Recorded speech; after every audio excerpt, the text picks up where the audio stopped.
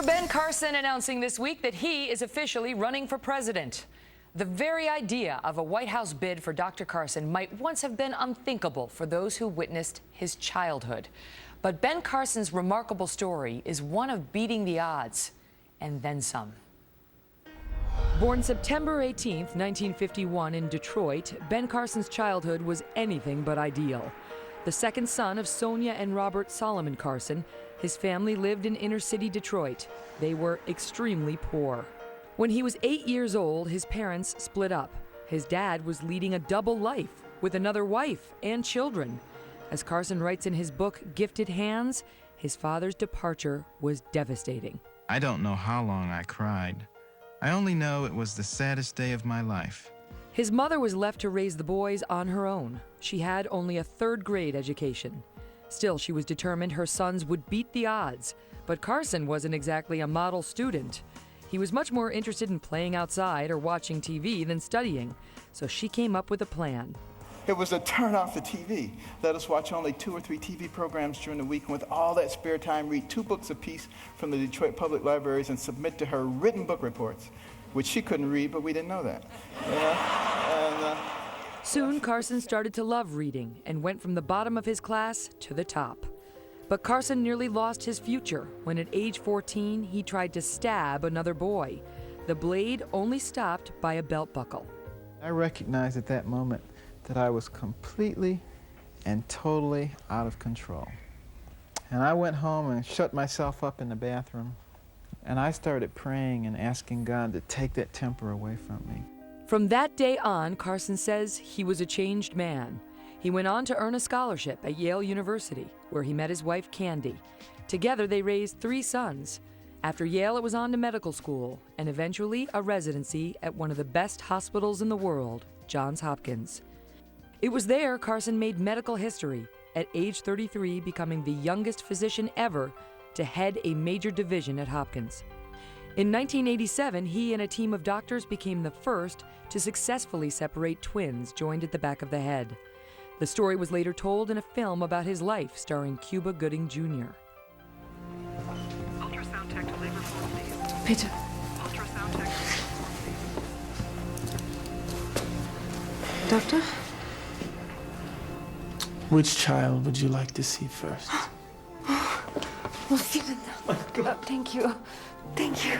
In addition to the countless lives he has saved, Carson and his wife have changed the lives of thousands through their Carson Scholars Fund, a scholarship program that awards students who excel academically and who give back.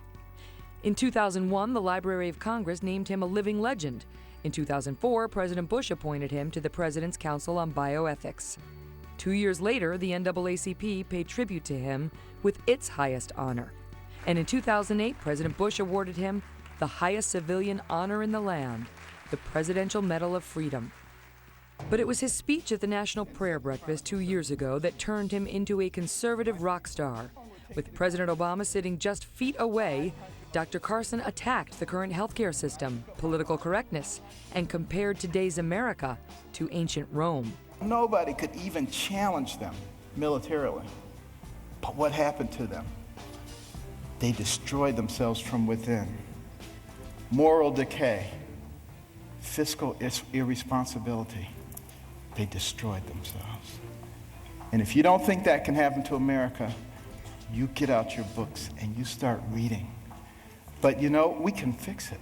Almost immediately, some said, he should run for office, an idea he initially dismissed.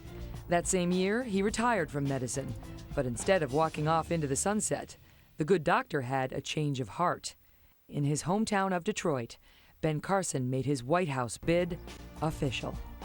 I'm Ben Carson, and I'm a candidate for President of the United States.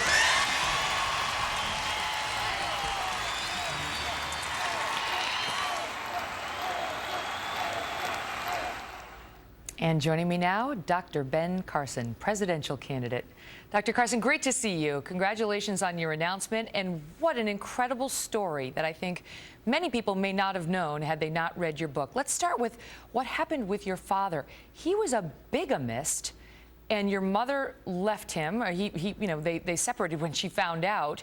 How did that affect you?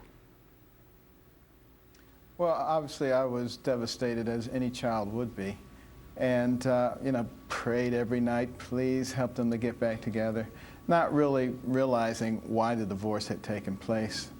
And it was really some years later before my mother really gave us the full story of what had happened, because she didn't want to demonize him in our eyes. Did you ever see him again? Yes.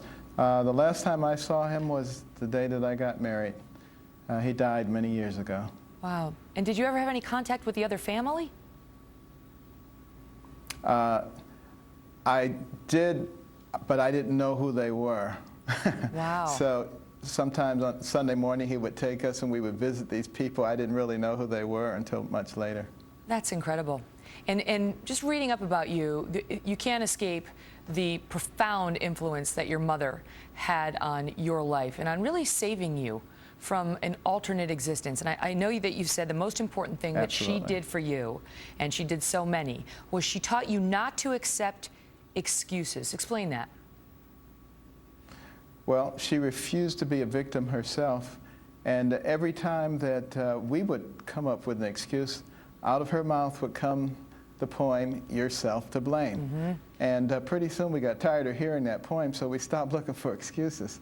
And that's why I think it was so important, because, you know, all of us have a lot of obstacles in our lives, a lot of problems. And if we can find an excuse, then we can just wallow in that, and we don't have to do anything about it. And generally, people who always blame somebody else for something are people who don't accomplish very much. That poem's by Mamie White Miller. You mentioned it before. That's I actually right. have it now printed out. It's on the wall of my office. I encourage all the viewers to do the same, because it's a very empowering message.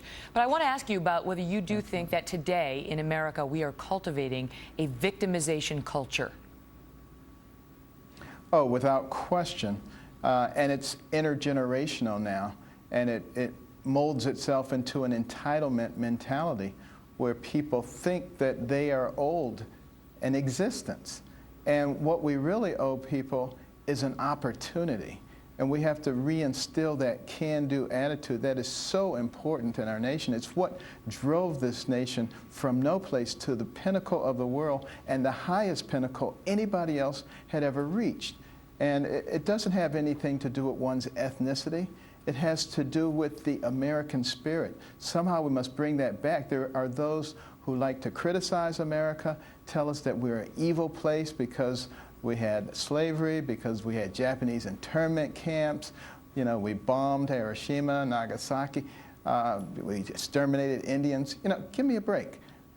Every country that's inhabited by human beings has made mistakes. The key is to learn from those mistakes and to move on. And if you say America is not exceptional, then you're living in an alternate existence, because before this country came along, people did things the same way. Within 200 years of this country, men were walking on the moon. We accomplished quite a bit. Let me ask you, because you clearly have a can-do attitude, but people look at you and they say, all right, he's not a politician, he's not a military commander, he's not really even a business guy. So how does a doctor run the United States of America? Well, you know, a lot of people think that the only experience you can have is political experience. But the fact of the matter is, I've had a tremendous amount of experience in doing complex things and in working with a lot of different people to do complex things.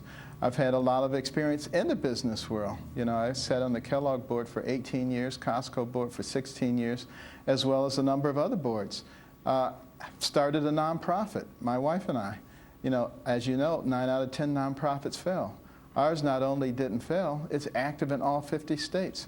Won a couple of big national awards. We don't do it for the awards, we do it for the effect that it has on young people. We put in reading rooms all over the country, particularly in Title I schools where kids come from homes with no books.